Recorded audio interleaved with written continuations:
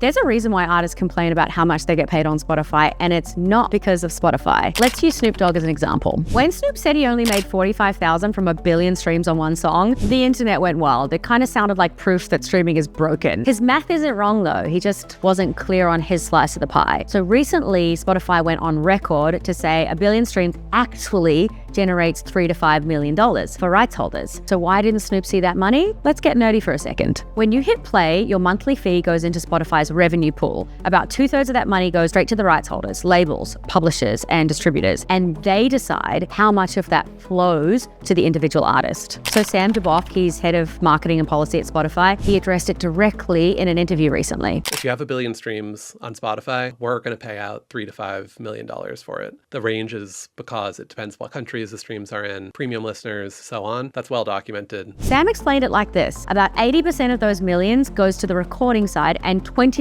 goes to publishing. The song Snoop's talking about, Young, Wild and Free, was released through a major label, Atlantic Records. Snoop isn't the only artist on that track. He's sharing the royalties with his label, his publisher, plus Wiz Khalifa and Bruno Mars. And those are just the performers. There are 13 credited songwriters on Young, Wild and Free. So the $45K wasn't Spotify shortchanging him. It was 13 writers, one major label, and a web of contracts dividing that pot. If you're, DIY artist, things are pretty simple. If you own 100% of your music and you write and produce it yourself, if you have there are billion stream songs that are fully independent, that person's getting the full $3 to $5 million. Once you're signing label deals, sometimes it's great terms, right? Like maybe you get a life-changing advance. That's awesome, but you're just not going to earn as much back in royalties. And so that's where, Snoop knows his own terms. He owns his own record label now. So I hope he's making even more. I want Snoop getting all the money he wants.